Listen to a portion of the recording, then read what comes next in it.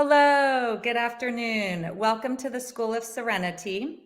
We are being broadcast here on 4MTV, and 4MTV is a North American initiative to bring mindfulness to mental health. The 4M stand for migration, multicultural and language, mental health, and mindfulness. We have a very wonderful show planned for today, and it's all about making empowered choices and living in alignment for 2022. I am your host, Kara Kihm, and I am an author, and I've written a book. I have my notes in it right now, Discovering Your Wings. And my book discusses how I started living an empowered life when I followed my intuition and really sunk into its guidance and wisdom. I am also a psychotherapist and a Reiki master, and I have a private practice blending energy work and therapy, really working with women to help them access the most empowered versions of themselves. And I'm so excited about our guest today. I've known her for about 7 years, and she has had a wonderful unfolding in her career path. She went from being a psychotherapist to a holistic life coach. And Meghan O'Malley is on a mission to help as many people as possible really tap into their embodied selves and live in alignment with their divine life purpose. So thank you for being here with us today, Meghan. I'm really glad to have you. I'm so happy to be here. Yes. And so I would love for you to share with the audience about this unfolding that you've been through. You started off in a very traditional role as a psychotherapist, and then you've really transitioned into a place where you are helping people really tap into their divine life purpose through being their embodied selves. Can you talk to us a little bit about that path and unfolding? Yes, I could for days. Yes. I think the bottom line of it is I have had a path of going from being really a good achiever who stayed in the box. So I kind of like chose that path. I knew I wanted to connect with people, serve people, support people. And so I did that path. And as I was in that place, having all sorts of spiritual awakening, having all sorts of experiences that challenged the boxiness of what I had learned. And so it called me to step out of that so that I could sort of spread my wings, to use some of your words, and really be fully who I am, which is I'm a brain nerd and I love that kind of stuff. And I'm an intuitive and an empath and a highly sensitive human who navigates the world with a really unique perspective at times. And so I was called to blend energy medicine, energy work with intuition, with all of my toolbox from being a complete nerd for growth and transformation in this practice that I now joyfully get to call my job, which Yes. I still can't believe I get to have this as my job. Absolutely. Absolutely. And I love that you have the background of being a psychotherapist, because I really believe that that is where psychotherapy is heading. And you stepped out of the box around that. But I believe that incorporating energy work and even plant medicine and intuition is really how we're going to achieve whole body healing in the future. Absolutely. And I think we live in a culture where we are taught to not value that. And we are taught that it's not part of our inherent humanity. It's something for those other people who have that gift, or who, I'm pretty comical in the way I talk about my journey. When I first started coming out of the intuitive closet, I was like, but I don't wear flowy clothes and scarves all the time. I like Beyonce and big hoops. Like, where do I fit in? And so I'm on a mission to help people know that, you spot it, you got it. Yes. We all have this. It's just sort of a muscle that's been atrophied because it hasn't been nurtured. Right. Right. Absolutely. Absolutely. We've really not been taught to tap into these deeper levels of ourselves. It's all been logic and rational thinking and using the mind. And we know that whole body healing and mental health is going to require these other aspects of ourselves that we really haven't been taught about. Yeah. And I'm sure you've heard the statistic or the fact that only 5% of what our brain functioning is conscious. And so even from a logical perspective, that leads me to think, well, how do we tap into that 95% that is still affecting us every moment so that we can be empowered about that? And that's the wisdom that lives in the body. That's the trauma that lives in the body. That's the truth that lives in the body and in those in-between spaces of our subconscious. I kind of feel like it's mid-conscious sometimes. Like we just need somebody to help us see it and name it for it to pop up into conscious awareness. It's like right there. Yeah. So all of that, I often talk about it as a bottom-up approach. We're a top-heavy culture. We're taught, we're really taught to live in the mind. And the challenge of that is the mind is where all of our conditioning lives. Right. So if we're going to get beyond who we've been taught to be who we really are, which is when we're most mentally well and spiritually well and physically well, we got to get into the other parts. Right. Yes, absolutely. And those are really the missing links in mental health. And you really talk about this new story, stepping into this new story and this new world that really is being created. And so you're on a mission to help that along. I am. Somehow I ended up being a heart-centered rebel, even though I was so good at being a good girl. You know, I don't know how that happened really, but I really see it as a divine reclamation of our full humanity. You know, we're taught to live in about 10% is a generous number, 10% of who we really are. And I think if we are to change the world, and this is where I like hop on my sparkly little soapbox, but if we are to really change the world, and the world needs change, big change right now, we have to access our whole self to do that, and our whole community. And, you know, we have to be bigger within ourselves and within the world, how we navigate it to create this change and to foster it. Mm-hmm. Absolutely. Yes. And that reminds me, you are actually quoted in my book twice. And I'll read one quote to the audience, which I think really pertains to the work you're doing and really helping people access this. It says, you can live a life shaped by external influence or soul alignment. Ultimately, you decide which one to nurture through your daily choices.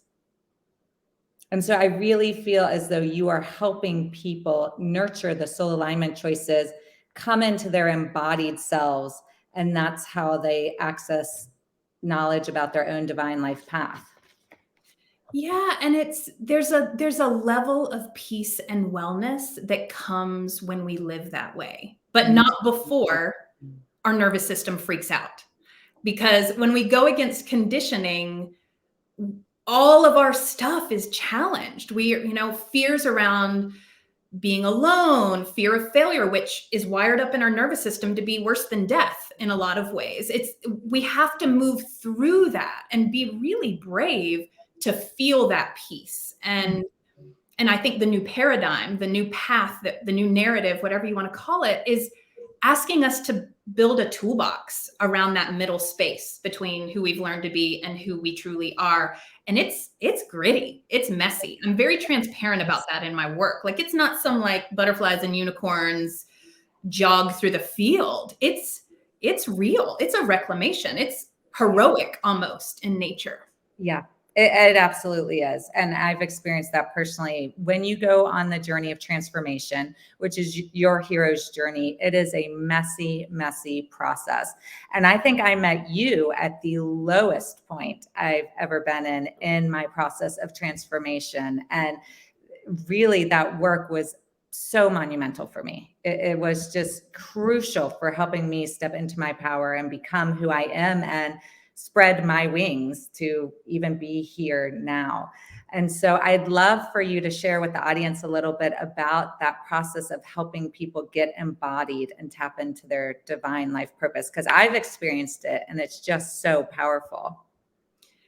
Yeah, well, I think a big part, when I was a practicing psychotherapist, I got trained in applied neuroscience and neurofeedback and somatic psychotherapy. And both of those things really pointed me to the body as being the guide. And I I noticed when I started doing, I know I was actively in that realm when we connected. And I remember going home at the end of the day after working with clients, helping them connect with their bodies and just being in awe of the magic. When people know themselves, when they come home to themselves, the questions get answered, the stuck energy gets moved. It is miraculous is what it feels like to me. And so, you've used the word embodied, and I think that's a missing link. We can't think our way into a new way of being. We have to be the way into a new story. And I think that's a big part of my work. I'm a seer. I thought every good therapist was. That was a story I had. And Yes. I see people in their truth. I see the core of their being. That's part of how I work. And so I just ask the questions to help others see that. And then I hold loving space while they freak out about how they're going to actually live that, because it's scary to go from, a buttoned up whatever, or this is who I've been taught to be, to, yeah, but I'm really this. And we need, that's part of what I believe we're moving towards is moving out of toxic individualism into radical communityship, where we learn how to hold people in their becoming, in their homecoming, whatever it is. And I was doing that on an individual basis. And now I'm building community around it every chance I get. Because I think when we create a new narrative in community, we're stronger and we can do this work more easily. Absolutely. Absolutely. And that's actually when I met you. Leaving the old script behind is quite a scary process. I mean, I met you when I had come from this very, very traditional Southern life, Southern belle, acted and did everything that I was supposed to. I ended up leaving everything I had ever known, selling everything I owned, getting in a van, driving to Alaska. And after that year in my van, I landed in Asheville, which is where I came across you. And there really was, in our work together, this feeling of the death of my identity and this confusion and not knowing who I was. So I've left the old narrative behind. I'm in this new narrative, or I'm trying to muddle my way through. And who am I now? What does this mean for me now? So it's quite a process. Yeah. And I want to name, it's terrifying. Yes. Like, yes. I don't like to make these things kind of cute and light like we often do. It is terrifying to leave the comfort zone of one identity and move to another. And usually there's a gap in between. So there's no like replacement real quick and easy. It's, you have to be in the, I use oracle cards a lot, and there's this empty room card. Like, you have to go to the empty room of yourself where it's dark and there's nothing and there's everything, so that the new can come in. And we're a culture that's not taught to grieve. We're a culture that's not taught to feel. We're a culture that's taught that there are some emotions that are okay and others that aren't. And that's a big part of this. I see it as we're coming into greater wholeness right now, where instead of just being able to think our way forward or be alone, we're able to feel our way forward. We're able to learn how to grieve, which is deeply sacred. Absolutely. Absolutely. Yes. Yes. And that's so important, because I think you probably feel the same way that I do about this topic. In mental health, we're really pigeonholed into these small boxes. We're given this diagnosis and then we're told we need this medication. And I think the healing of trauma, the healing of loss, even shifting our relationship to mental health involves what you were just describing, sitting in the empty room and saying, well, who am I now if this trauma has been transformed? If I'm no longer this diagnosis in this little box, I think that we've just gotten so narrow and rigid into this belief of not feeling and being pigeonholed into these diagnoses. Yeah. And I often think in a systemic sense, and the medical model is based on there being an expert who heals a person, right? An expert who knows better, who who says, this is your diagnosis, or this is the medicine you need. And I'm speaking of beyond mental health, just how we're taught to think about our healing. And so we walk around, whether we're conscious of it or not, with a disempowered story that we don't have the tools to heal ourselves. Now, often we don't.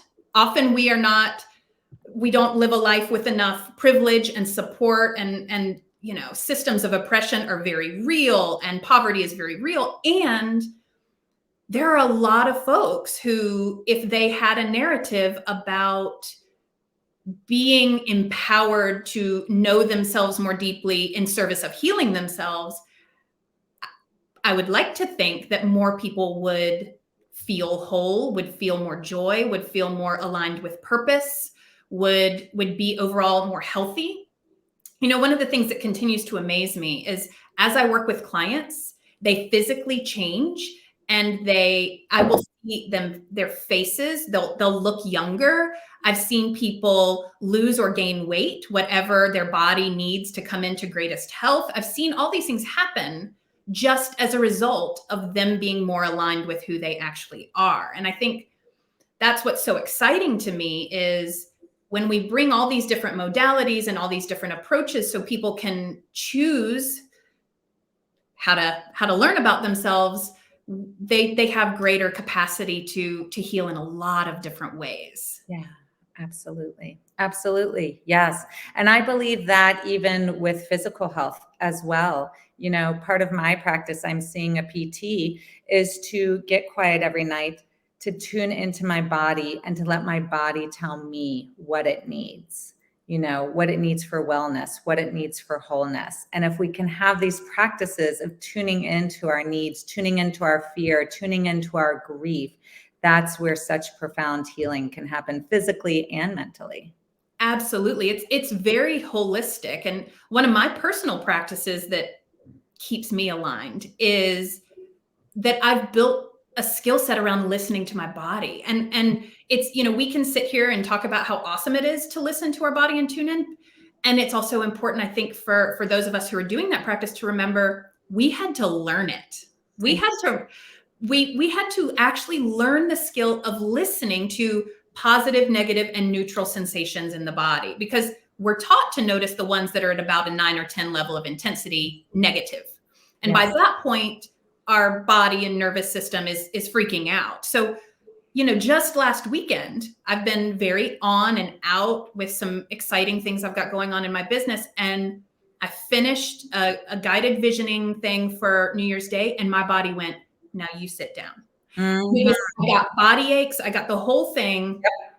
And I listened and I went, okay, I hear you. I hear you. That wasn't in the plans. And here I go. I'm going to go and watch a day of Netflix, because that will turn my brain off, because my brain is busy, as you can tell. And I woke up the next day feeling great, because I honored it and I listened. Whereas 10 years ago, me would have pushed through. Absolutely. I would have pushed through. I would have kept forcing. I would have kept all of, like shoulding myself. And I'm committed to not doing that as much as possible now. Right. Even though I have that default condition. Yes. I remember even coming to you when I was feeling very, very sick once and thinking, do I have a vitamin deficiency? What's going on? I'm really concerned. I need to just go to the doctor. And I remember you saying, what if your body's just trying to tell you it needs some rest?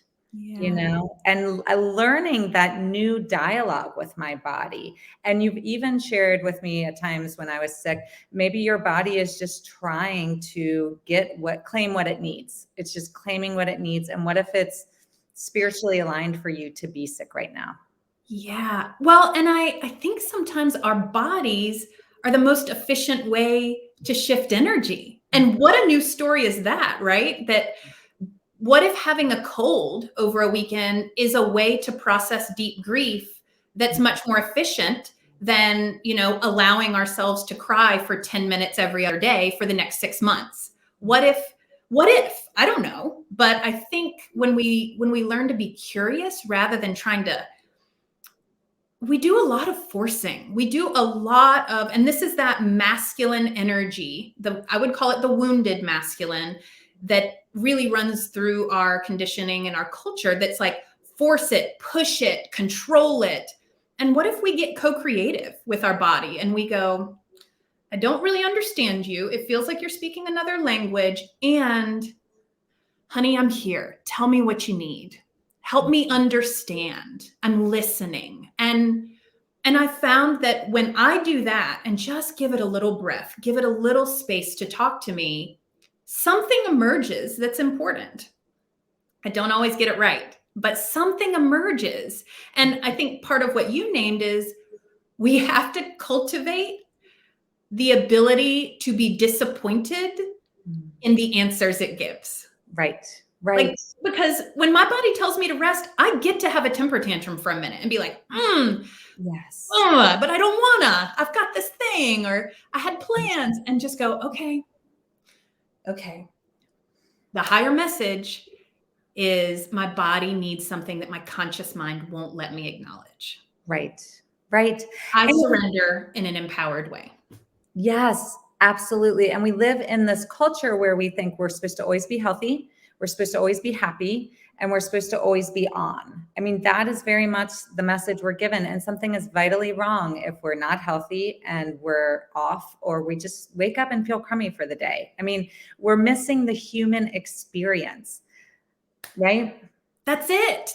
We're, and when we realize we're taught to pretend all the time in this very high pressure narrative of perfectionism and shiny veneers, and we decide we're just going to be the divine weirdos that like feel all different messy things, all of a sudden the counterintuitive bit is life flows so much better. Right. We get physically healthier. We are emotionally, we actually tend to be more joyful, more on purpose in our work in the world. Everything works better when we allow ourselves to be what we've been taught not to be. Yes, absolutely. Absolutely. And when I looked the part of how I was supposed to look, I was tanning all the time and had bleached blonde hair and had the certain outfits. I was the sickest I've ever been in my life, physically and emotionally, because my body knew it was a self-betrayal to fit into this veneer. It knew that this was not in alignment with my soul, and it was rebelling with physical illness, mental illness. I mean, I just, I was in a bad place when I looked the part perfectly. Yeah. And that leads me to your other quote in my book, which is so perfect for that, because this is very, very much where I was. And this is a chapter titled Permission to Be Me. But it says, this is from you, your addiction to approval is the root of your performative acts. Take responsibility for your addiction and you'll become more honest and aligned with your actions. Yeah, I don't buffer a lot. Yeah. And when we do that, we are physically healthier, mentally healthier. Our soul is shining brighter. I mean, you said, I see people change. They gain weight, they lose weight, their face shifts. I mean, that's what happens when we're living in alignment with our actions and we're not doing these performative acts. And that's really the root of a lot of addiction, actually. Yeah. Well, and I think in this case, we become addicted to the illusion of control. Yes. And there's this, we're a fear-based culture. Everything around us teaches us to be scared from very, very early. And when we're scared, our natural human response is to try to control. And so we control often by trying to kind of get 100 on the test of life, whatever we've taught that test is. So for some people, it might be tan skin, perfect style, and bleach blonde hair. For others, it might be never making less than an A in school. For others, it might be, I'm going to be the best ladder climber in corporate culture that I can be, whatever it is. But we will be addicted to that sense of control that we get when we think we're doing it right. But the deep grieving and the deep suffering is we're doing it right, but we're not being us truly. And, and there is deep, I think there's self-inflicted trauma of chronically trying to be someone we're not. And we're not, why are people talking about this all the time? Right. Yes. About this. Absolutely. I agree. I do believe it is the self-inflicted trauma. Absolutely. I've never heard that before, but when you say that, I get a full body yes in that. And there's something you would always ask me is, where are you betraying yourself? You know, in what areas are you betraying yourself? When I would start feeling really, really anxious, or I was unsettled, you know, and there was always a place that I was not living in alignment every single time. Yeah. And you had to, I remember that there were times, I remember the feeling of you saying, I did the hard thing, whatever it was, whether it was speaking a truth, whether it was setting a boundary, whether it was expressing yourself in a different way. And you would say, I did the hard thing and it fell out of my body. Like the suffering, the anxiety, the headache, whatever the manifestation was, it fell out. Yes, absolutely. It did every time. Yeah. Every time when you asked me to look at where there was a self-betrayal, I took action around it. The anxiety immediately dissipated and everything shifted for me energetically. And I think that's a huge piece missing in mental health, is that there's an energy component that we're not tapping into or talking about. And action. I think part of why I shifted into coaching was I saw the dominant approach to therapy as really insight oriented. And insight is awesome. It really is affirming. It does all these things, but insight without action doesn't move the energy. And so there's a part of coaching that honestly I was really resistant to at first, because I felt like it was all action and no kind of alignment. But when I realized, in this role, I can challenge people really overtly to take action aligned with the insight they're gaining. And then they feel that shift all the way through. That's part of what gets me really excited about it is, speaking truth moves energy. Absolutely. Doing something in a new way moves energy. There's really, we're energetic beings. We need to do this stuff in embodied ways. We can't just bypass that part of our humanity. Right. Yes. Good bad news. Yes. Right. Absolutely. Yes. And so you're all about helping people access that to find their divine life purpose. And you said that's when the magic happens. And in my work with you, there very much is this quality of magic there. I feel this essence of magic in the work that you do.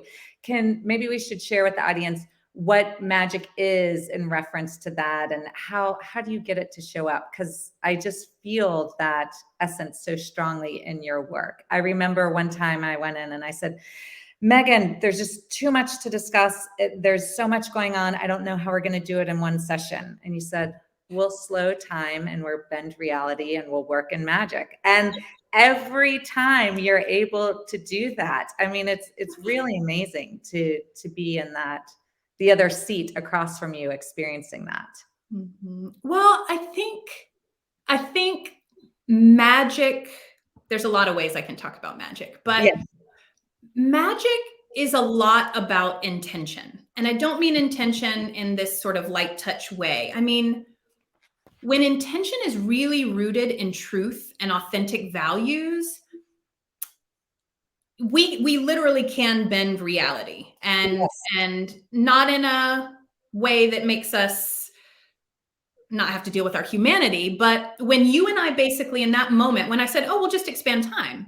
Yes, that's what it was. Yeah. And when you and I both bought into that idea that there is an abundance of time for everything we could need in this session, and you will leave with what you came for, when we both agreed on that, that's a moment of magic, because that's a moment of interpersonal attunement, interpersonal alignment.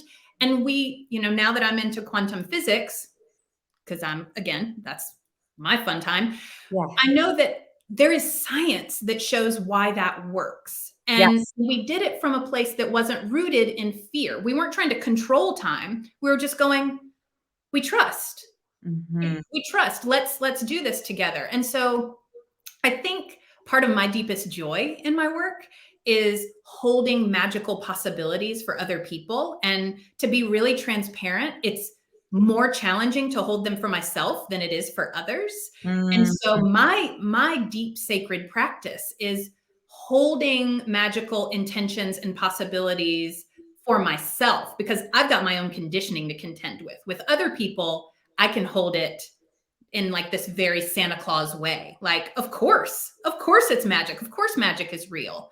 Yeah. So I think there's something about that, but I also think it's part of my divine purpose, because I've had people tell me, I step within 10 feet of you and stuff starts happening. Or I had a conversation with you and all of a sudden, all these magical synchronicities happened in my life. So part of it is that I get to be in wonder of why these magical things happen. I bring my intention, I try and understand it so I can serve from that place. But I think it's also just part of who I'm supposed to be in the world. And that's been something I've been reluctant to embrace. I mean, using the word magic in my work is something I never would have done a decade ago. Never. I would have used neuroscience.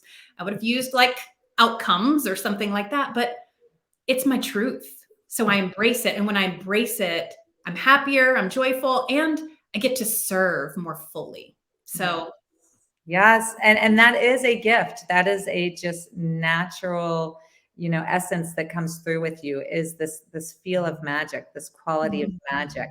And you talked about quantum physics, and you are doing work around that. Can you speak to that a little bit? Because I've done some of that work with you. It's really interesting. Yeah. So I'm using a tool called quantum biofeedback, the Insight Genius program. And it's basically, I'm going to do the short version, it's based on the idea that everything, every thought, every belief, every meridian, every chakra, every emotion has a frequency. So a hertz frequency that can be determined. So that's thing number one. And then we have this energy field that carries all sorts of frequencies. So we've got our physical body and we've got our energy field. And in the energy field, there's like waveforms. This is part of the idea behind quantum physics. And if we can create cohesion and alignment in our energy field, those waves don't collapse to create as much of the physical reality. So it's energy work, the nerd version. And I say nerd with all sorts of empowerment. So it's like your own custom Reiki frequency is the best way I can put it. So people send me their photo and their voice, and through their voice, the hertz it's crazy science that I will never understand. It identifies the things that are out of harmony. And then as I'm doing a session with somebody, I run that frequency and just ask them to hold the intention of being receptive and to feel their energy field coming into harmony for their highest good. And it helps this part that is unconscious, that we carry stuff from our ancestors. We carry stuff from what happened yesterday with our partners. We carry, I watched this whole past, whatever it's been now, 2 years, a COVID season, and how much fear came up even more in the collective. And so we're carrying more fear because of this great unknown and grief and death and all this stuff. And so even just helping sort of soothe that a little bit, I think has been really helpful for people, because I can be in my house and be deeply centered and be in trust and all of that. And then if I go to the grocery store, I'm soaking up all kinds of stuff. And I work with a lot of empaths. I work with a lot of highly intuitive people, healers that may or may not know they're intuitive.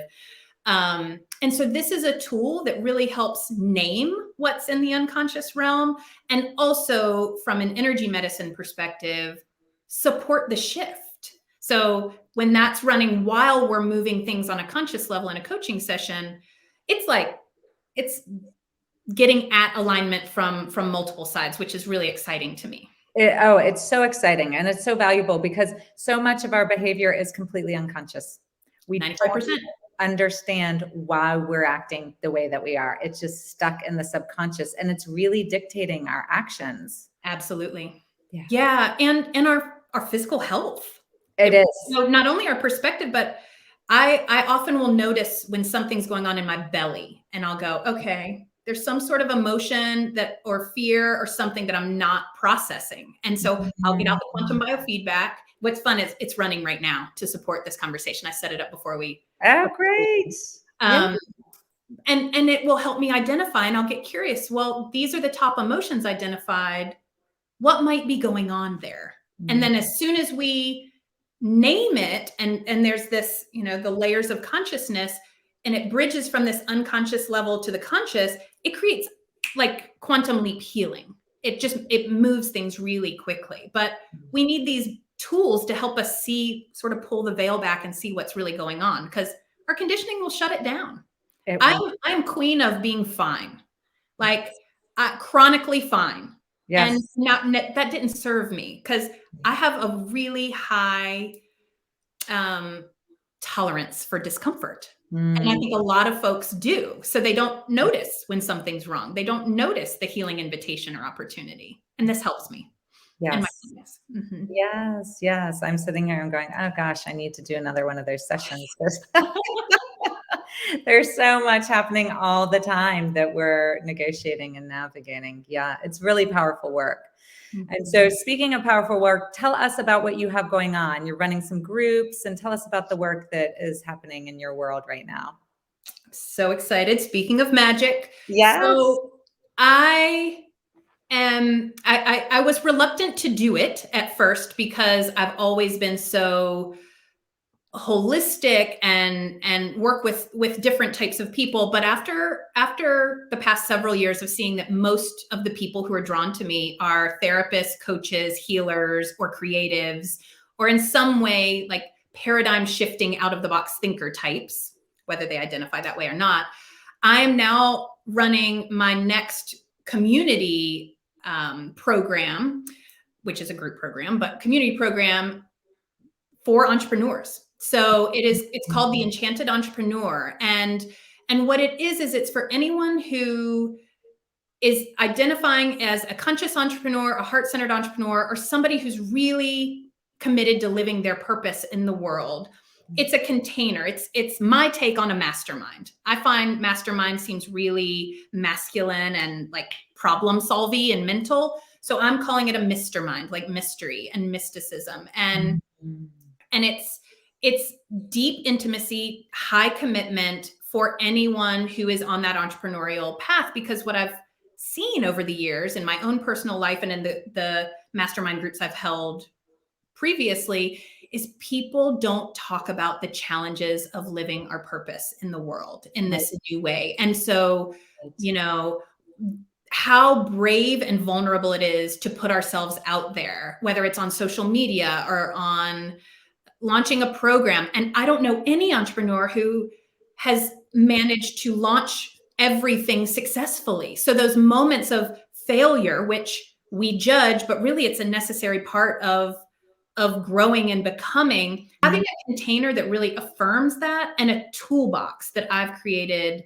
over years of trying to find things that were, marketing strategies that aren't manipulative, that aren't meant to trigger the nervous system, that are meant to affirm and empower someone purchasing from us, as well as how to get our thoughts in line and get our energy right. So it's this very holistic new paradigm approach to serving. Because I figure if I can support the people doing amazing work in the world to make more money, have more joy, attract more aligned clients, or whatever you're doing, purchasers, the world changes. So if I can put my magic behind people who are doing magic in the world, that really excites me. And again, doing it in a new paradigm way where we're not buying into the systems of oppression that have shaped business.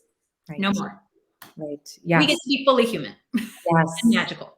Yes. Yes. Absolutely. I love that. It's going to be a beautiful unfolding there for that work. Yeah. Yeah. So I'm always amazed at how quickly the time goes. And I just feel like I could talk for forever with you about these topics because they're so important. What is one thing you can leave the viewer with as far as accessing a more embodied, empowered version of themselves in 2022? Is there anything that they can do to just one step towards that path? I would actually love to leave two, if that's great. Yes. Right. It's like the whole wish for more wishes thing. Yes, so yes. I would say thing number one is set aside time every day, like 5 minutes. Everybody can do 5 minutes. You can lock yourself in the bathroom for 5 minutes if you got a busy life, and be in quiet and be in stillness and just see what's there. So check in with your body and not in this diagnostic way of like, well, my stomach hurts, so I got to fix it. But just like, oh, there's tension here, or oh, it feels light here, or I have warmth on my back. And then do the same thing for thoughts and just go, what am I telling myself about this moment? And just give it space to breathe without the need to fix, control, and do, because that alone starts moving energy. That alone is deeply healing, and that alone regulates the nervous system. Right. And then the other part is stay curious about why you are doing what you're doing.